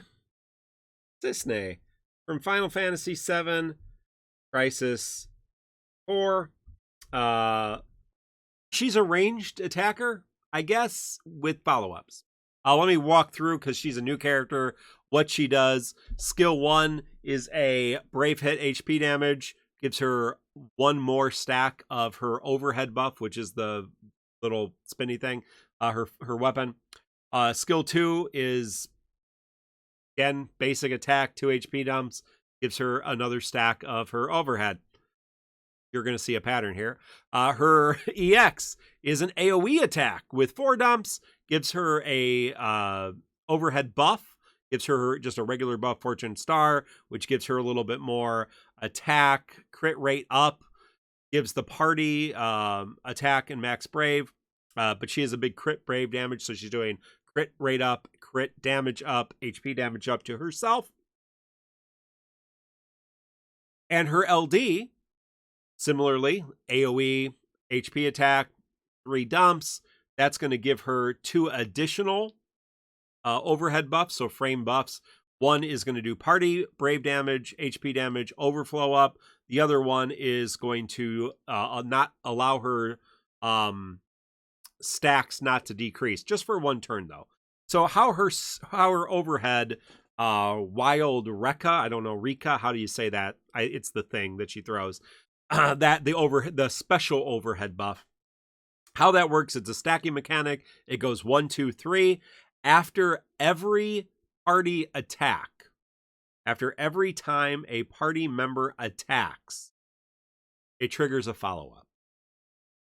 Depending on the stacks, the follow-up's more important or more powerful. So with one stack, it's going to do 4 hits, HP damage, 1 dump. 2 stacks is going to do 5 brave hits with 2 dumps. 3 stacks, it's going to do 6 brave hits with 3 dumps. Brave gains between each one. Lowers the stacks after the final HP. Unless the shooting star is active, and that's her LD 1 turn. And so basically she's building up, doing bigger and bigger attacks after everybody attacks. So after everyone attacks, she's doing more damage. So her base hit is pretty simple. Her base damage is pretty simple, but if you know how cumulative damage works, she's doing a lot of follow-ups. And so after everyone attacks, she's doing more damage, adding to the total damage, which makes her a pretty significant damage dealer. So again, fairly simple as I've looked at how she plays in the game. There might be some fine details that I'm missing here, but she seems pretty straightforward. You build up your stacks, you do the follow-ups, it dumps, and you just kind of repeat the process. Mino, what are your initial thoughts, or have you looked at see what kind of how Cissnaenae plays here? Yeah, you're not missing anything, Mark. This is an insanely simple character, not complex at all. There's a lot of times where you're staring at a kit and you're not exactly sure how it works, so you gotta, go to a content creator or something. Actually, I think she looks more complicated on paper than she does in practice. Yeah, no, I really, right. Because like if you're experienced using a follow-up character already, you just know to run them with turn hoggers, and don't give them any turns. And then all you basically do is you pop the LD, and then you just don't give her any turns for as long as possible. Yeah. And after 4 LD uses, if the boss isn't dead, I don't know, man, you're playing the game wrong. Like you shouldn't be running a follow-up character. Yeah, you should be running a follow. Who needs this many, right? Because, like people were finishing with Yang and Core way less than 4 uses here. This is a straight up, pop a BT or whatever. Like this is why, hot take, but a friend Cissnaenae is if you want to use Cissnaenae, you probably just want a friend Cissnaenae, because do you really need more than 4 to 5 turns with her? No, like really, do you really need 4 to 5 turns with a character like this? Like very much not so. Her on-turn damage is atrocious. Yeah, she's got like 2 dumps on stuff. Not great. It feels really bad when she gets a turn. So the entire gameplay of Cissnaenae is hit the LD and then don't give her any turn. That's it. And so I mean, to go over it really quick, this is not going to take any time at all. Cissnaenae is the follow-up mechanic personified. This is her entire identity. She is just a living follow-up. She is taking up a slot in your party just to give you follow-up attacks. She's not like the other characters. Yang did things on his turn and had other utility, like making the team unbreakable. Core has auras and protection. Cissnaenae just sits there and throws follow-ups. That is it. And I already know I'm not going to like or use this character much. I've never been a big fan of the follow-ups. I never used Core too much. I don't really see this being my playstyle at all. Like I don't know, this is just like anti-interactive. You're supposed to, like, back in the day, Raijin was the character you never wanted to take a turn. I think it's Cissnaenae now, right? Yeah, like this is like it doesn't matter what her buttons do. It's all meaningless. Nothing matters. You just hit the LD and you unleash, and you're either gonna love follow-ups or you're not, because her follow-ups when maxed out are 3 dumps. Yeah, That's it's decent. it's impressive. It's impressive. You run that during like a BT phase, that's like a full launch every time. You can game it a bit. Um, there's some chatter out there on whether she's worth pulling with Kane on the horizon. I'm not sure if I want to get into that or we cover it on the Kane section. But to Yeah. give credit to who was this on Reddit? I got it right here. Viola Nguyen on her infographic thread put up some really good points saying that while Kane only has 2 dumps per follow-up compared to Cissnaenae, despite the obvious advantages of not being on the field and other stuff, he retains his brave, so Yep. there's no build-up needed. He is an amazing aura bot with his BT, Yeah. and then he can have a call aura and stay in the air. I don't know. There's a lot of advantages to it. Obviously, if you love follow-ups, use both. Pull for Yeah, Cisney. there's no reason you can't use both. Correct. But like, this is such a boring character concept. Like, I don't know. None of the buttons you press matter, and she's literally on the field just to provide follow-ups. I'm not interested at all, but there are a lot of people who really, really do like this. People abuse the shit out of Core and Yep. probably Freya, right? So No, I think for your general person, your general default player, I think Cissnaenae is a good pickup. Obviously, the investment is a lot cheaper than Kane. The investment's a lot cheaper than Snow. Yeah. I mean, as an LD only character, I would prefer if her weapon was a little bit more universal. She'd be a lot better if you could use that 5/5 ultimate weapon, but I don't What is think. she thrown? Yeah, she's Oh throwing a god, weapon, and that's awful. I don't. There's a few people that are going to have a 5/5 throwing weapon, but it's not really the best of the ultimate weapons. So, um, but yeah, I mean, I think your average default player is going to get some good use out of her, Yeah, and she is fair. going to help. Obviously, if you do like to use the turn hoggers, that's great. With Freya, Kane, Cissnaenae, they're all good follow-up attack characters are going to be useful moving forward, and having a variety of them to manage FR thresholds and gauges isn't a bad idea. Because again, these attacks that Cissnaenae is doing do not increase the enemy FR gauge whatsoever, and so that's something to think about moving forward. I haven't had a chance to use her, but as you said, she's pretty idiot proof, so that's another maybe bonus for her. I mean, it's always good to have characters that, Snow's fairly idiot proof, but to maximize Snow, Right. I don't think you're gonna mess up Cissnaenae. Even if you let her take turns, you're gonna press a button and then she's gonna go back to doing what she does. Yeah. So, and like you said, she's got 4 uses of her LD. So at that point, you're probably going to be able to just kill everything. So who cares? Yeah. That being said, one of the other reasons to pull Cissnaenae is because this orb that is going to be on tonight's event, the Saber Sephiroth enemy, pretty restrictive. Now, we have not done the fight. The fight is just live. But from what I have seen, the orb requires you both to do crit damage and to do a follow-up attack.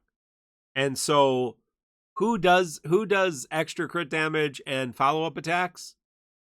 Cissnaenae.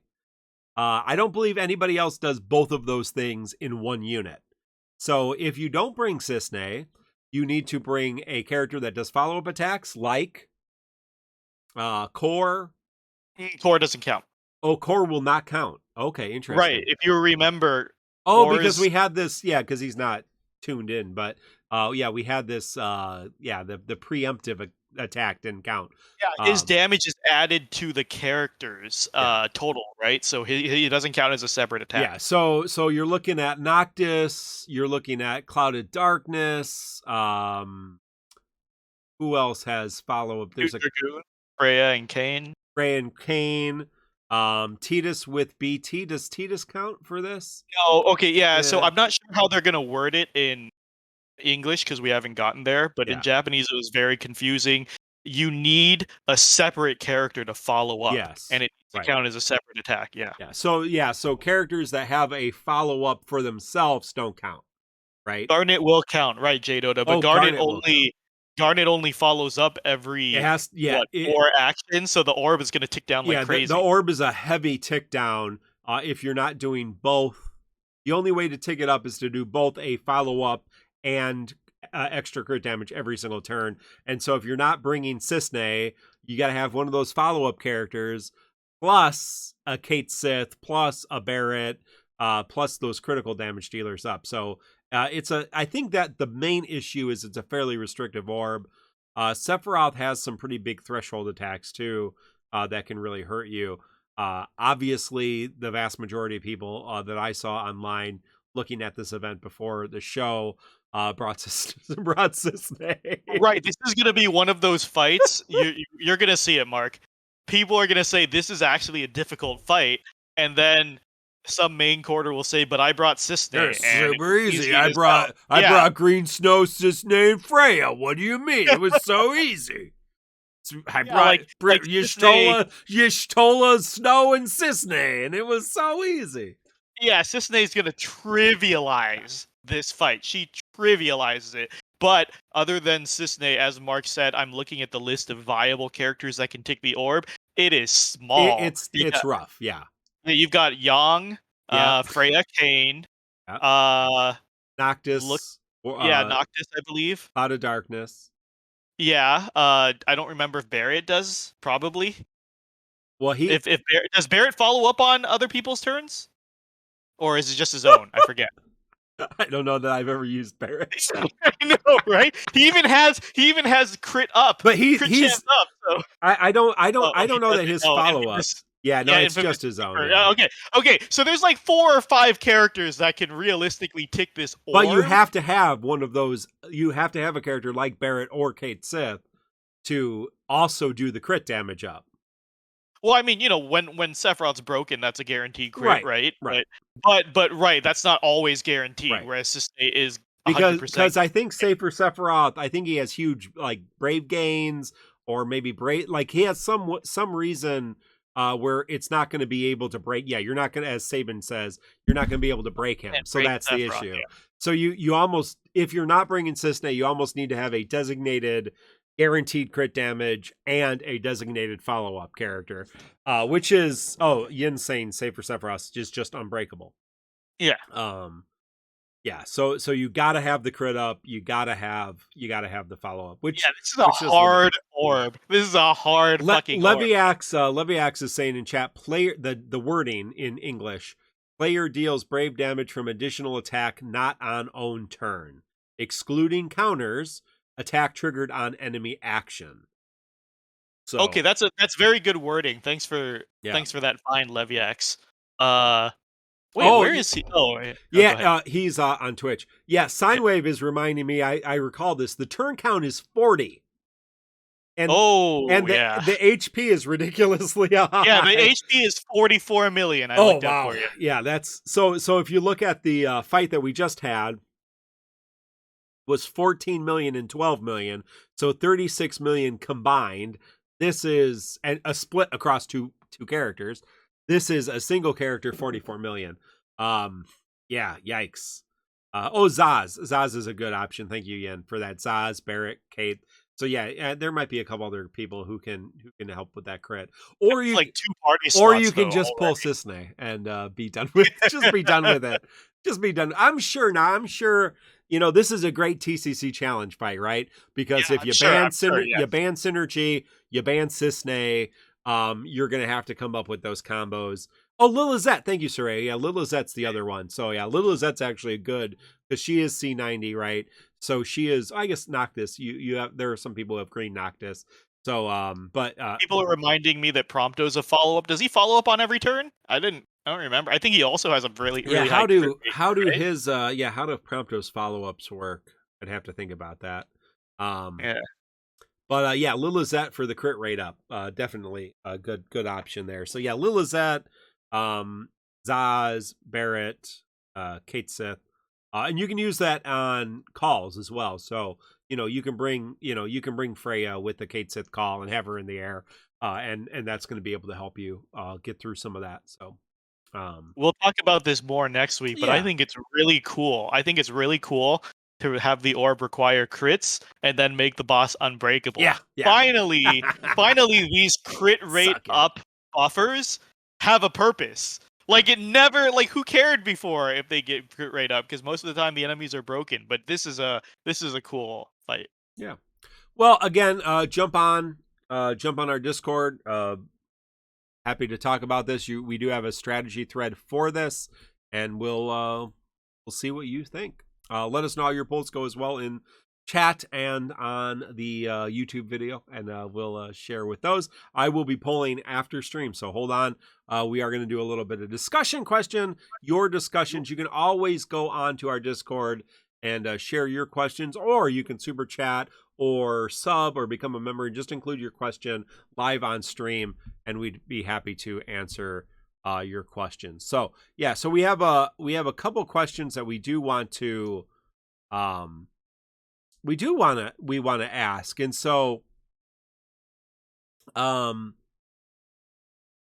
yeah. So the main question is, if someone is on the fence about staying or quitting DissidiaFFOO, what are 5 reasons to stay? And then somebody else asked, what are 5 reasons to quit? How do you decide who to pull without Foresight? So those are our questions. So what are 5 reasons to keep playing the game? How do you want to do this, Mino? You just want to go back and forth? Reasons? Yeah, let's each give a reason. Yeah. Yeah. This is Daniel's question, first of all. Okay, yeah. This is Daniel's question. So, what are 5 reasons to keep playing DissidiaFFOO? Well, I think the first reason is this is Dissidia. This is Final Fantasy. We love Final Fantasy. It's a great Final Fantasy mobile game. I would argue it's the best Final Fantasy mobile game we have right now. That's a good enough reason to keep playing, in my opinion. So there's one. So, Mino? Oh, that's a really good one. I'm going to overlap slightly. I've been enjoying the game more this month, Mark. I'm not sure about you. Like, difficulty aside, I'm thinking the characters and the bosses are getting a little more interesting. Yes. Especially the characters. Like, we had a lot to say this episode about the characters. And next month is just fun stuff. We've got, like, Trish and Vincent and, the fun final LD's Realm and stuff. Fun characters. But to overlap is, I realized recently playing, like, just the little touches of nostalgia. Sometimes the music, people talk about the 6-man music. Oh, yeah. Little, like, just realizing, I was just talking about this the other day, is the voice lines are a nice touch that I don't think people really think about. Like, just hearing the delivery of some of your favorite FF lines. I don't know. There's like a lot of they get a lot of voice actors just to voice FF characters in this game, nowhere else, right? The little animations they come up with are just, great. Like, it really hits the nostalgia spot. I think that overlaps with your reason, but that's my reason number 2, if you want to give a third. Yeah, I would say, I think the main one we often talk about, as this is a mobile gotcha game, it is the most generous. And I, hit me up with what you think's more generous. I've never seen the game, and I've played most of them. That's a good one. That's a good one. Over 4 years in GL, 5 years in JP, this is bar none the most generous gotcha game in existence. Period. I don't think it's even disputable that there's another gotcha game, and don't come at, well, I just started. No, don't, like, play a game for 4 years, play a game for 3 months, and come back and tell me how, like, you're getting every single character, you're getting every single weapon. You can't barely spend your resources, and you get to completely upgrade all the characters that you want. So may change a little bit moving forward, but I don't think it's even as bad as people make it out to be. So yeah, it's so generous the servers are overloaded. So that's 4. Generous. It's the generous mobile gotcha game. That's 3. I'll go 4. You're 4. Oh, and quick interruption. Chat hashed it out. Prompto does not count because Okay. Prompto's follow-up is only when an ally attacks a broken enemy and Yes. Sephiroth Oh, can't be can't be broken. broken. Nice. Screw you, So Prompto. four characters that can fulfill this orb. Number 4, I think as much as we complain, this is a top tier turn-based RPG. When it comes to turn-based RPG, I can't think of many that are this good and this polished. People can complain about there's too many numbers and there's too many mechanics, but what other turn-based game comes close, guys? That's one of the reasons I keep playing. Number 5. Yeah. Oh, Yeah, no, I agree. There just really isn't, when it comes to turn-based role-playing games, turn-based strategy, there just isn't a lot, especially on the mobile side, that really do it as well as DissidiaFFOO does it. Even as much as we complain about things, really do it well. Number 5. What's number 5? Swimsuits. I love I love collecting swimsuits. And they're continuing to have more swimsuits. So thank you, Squex, for finally listening and giving us a swimsuit. More swimsuits. We're gonna get some fancy dresses and whatever abominable thing that Renoa wears in her new costume. That's terrifying. I don't even know where that's a Dissidia costume. It's pretty terrifying. It's from another gacha game actually. It was is it? invented. Oh, that's right. That's right. It's terrifying. But the Aerith and Tifa dress is definitely top notch. I don't know if that counts, but what it is, that's what it is. I'll cheat. There's a 6 and 7 for me. Okay. I guess 6 was crossovers are cool. Yeah. Yeah, where else are you gonna get this fan service? The crossovers. And then number 7 is the community. Oh, maybe the community guys. The community. I always love have to you. shout out our ridiculous content creator to player base ratio. Yeah. Like No, to be fair, it's ridiculous. Something about this community, right? Okay. Yeah, no, it's intense. Yeah, there's a lot of content creators, but only one podcast. And so, thank you for listening. We love our community. So 5 reasons to quit. Okay, I get to start this Yeah, one. you get to 5 start. reasons to quit. Somebody asked to counter this. Yeah. Gambling addictions are bad. Yep. It's number 1. No matter how you frame it, gacha games prey on fear of missing out and gambling addiction. Number 2, Mark. Yeah, if you are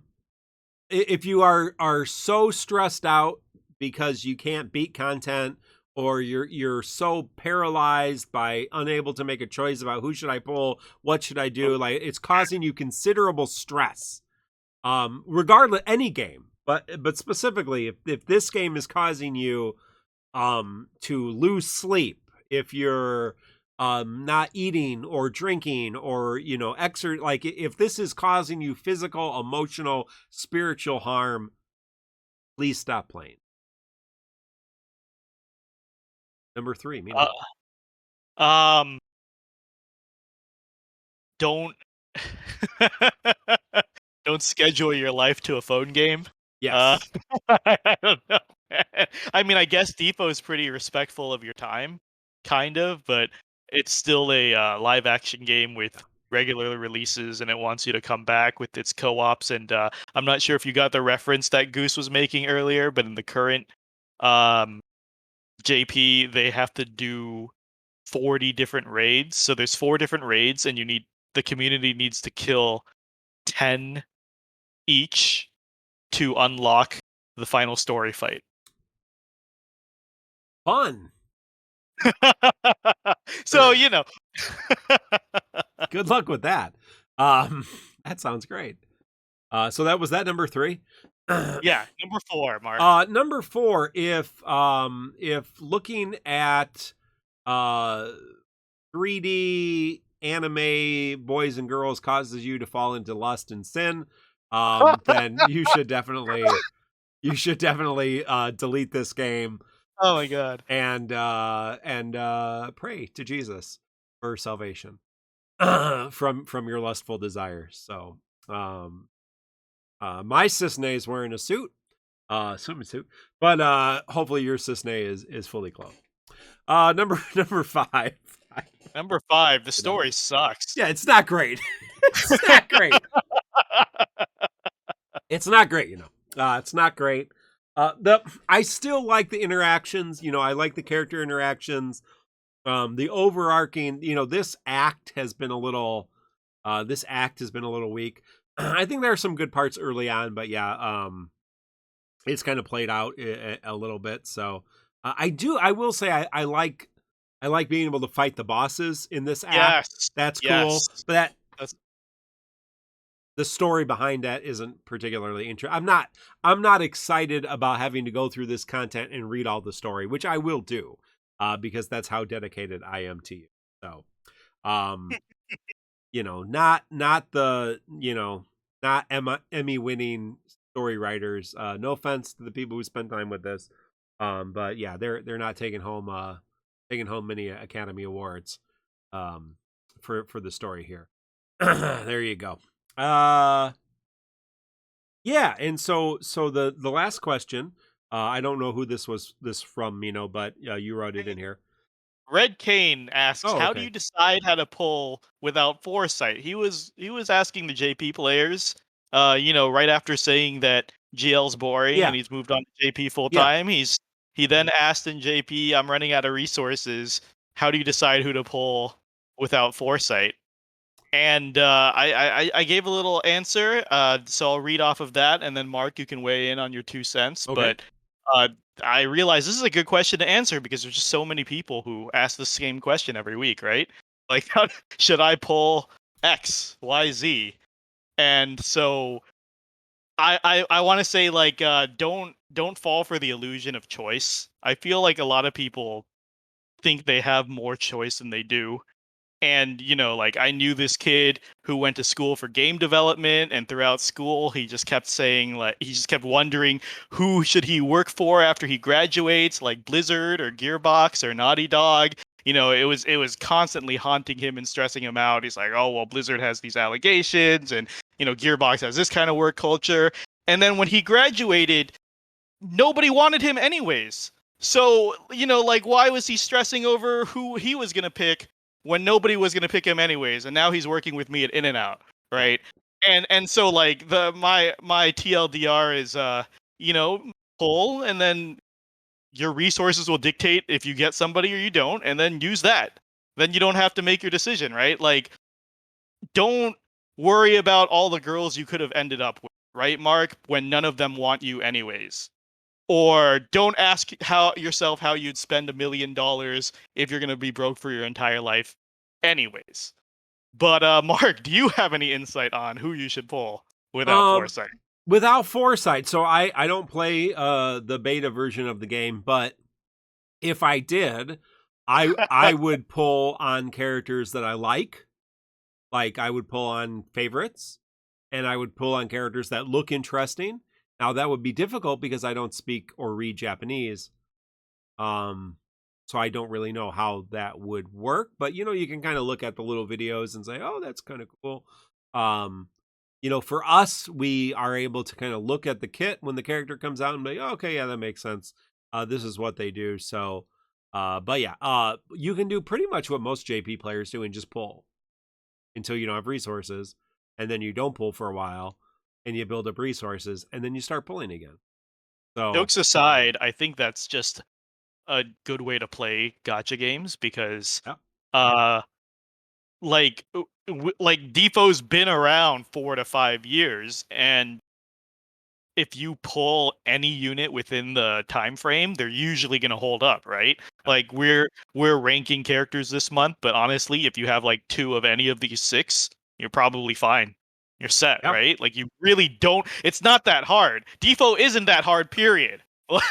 Like, one of the this is reason number 8 you should keep playing the game is just like, I really don't feel like this game penalizes you too much for your pull No, decisions and because yeah. worst case scenario, like, okay, you screw up and you have to not complete a couple of events fully. Like, at the end of the day, what are you out? You're not out that much, right? I mean, there are some, force shards or whatever, moving forward. But, at the end of the day, right, you're not penalized terribly. It's not, Defo is not like, I mean, let's take the other gacha game that I play right now, Attack on Time. And, my guild being the number one guild on our server, we get a lot of resources being the number one guild because we control all of, in the guild wars, we control pretty much all the territory. And because of that, we get tons of extra resources nobody else gets. Because I am one of the top PvP players, I get a lot of extra resources, which means I'm going to continue to be the top PvP player and continue to get the top resources, right? So everybody else is kind of stuck where they are fighting for the scraps. Well, the elites sit back and drink our fancy cocktails in our castles. And Defo's not really like that. You can literally pick up the game and like beat the hard content without much challenge, right? Like you pull the characters on your pull Cissnaenae, Snow, and Y'shtola as a new player, you'll probably be able to beat this. Now you're not going to jump into Saver Sephiroth because that's a character thing, but this last event, you get Ragin and Snow and who else, whatever else. You're going to be able to probably beat that without much of a challenge. So, yeah. Defo is a communist game. Yeah, much like our Discord server. The communist Discord server, I believe someone called it. And just to hammer that Mark's point through is that once upon a time, the reward for beating the hardest content was armor tokens. Yeah, armor tokens, right? Yeah. And now we have more than we can know what to do with, and they're pointless. And then after that, it was ingots, EX ingots. And now we have more of those than we know what to do with. So that's a really good point, because there have been games. I played a competitive gacha game where, for the guild battles in that game, the rewards were specific units that you could only get by being one of the top guilds, and they were super powerful units. And so think about you can't get a BT unless you're one of the top 10 players in Defo. Right. Like, that's not how this game works at all. And a lot of other gacha games, that's how they work, right? Yeah, and then, even though Mark is saying, oh, yeah, right now you get BT plus stuff. Well, first of all, no one's ever needed that. Or you get, Force stuff. You're probably going to be swimming in that later, too. Yeah, so, exactly. Defo is generous. Fuck. Stupid. It really is. Yeah. Stupid generous. Hey, well, stick around, because we're going to do some polls, or I'm going to do some polls. Since we haven't been playing the story, we're not going to be able to jump into the Saver Sephiroth tonight, but we will do polls on air. This has been episode 195, of the Crystal Chronicles. We may or may not do a podcast next week. Either way, we'll probably stream and do some stuff. I don't think there's any events coming out until the next stream, which will be Monday. The Squex community stream Monday, I think 1:30 Central Time, 3:30 Central Time, 1:30 Pacific time. So whatever that is normally. I think 1:30 Pacific time is when it normally is here in the United States. Where we'll learn about Prish and Vincent and the rest of the end of Lufania Plus era before we move into the Shinryu FR era. Hopefully I'll have a tier list for that. So, for myself, Mino Spellgood, thank you to our friends at Manscaped, manscaped.com, TCC Pod for 20% off your order. Do like, sub, ring the bell for notification, consider becoming a member, all that kind of stuff. We appreciate your support. Jump on our Discord, leave a comment, let us know how you're doing, what you think of the current content. I think for now, we're pretty happy with the game. Hopefully, we'll be even happier moving into next month and the month after. Until next time, friends, if you're live, stick around. If not, we'll see you next week. Goodbye.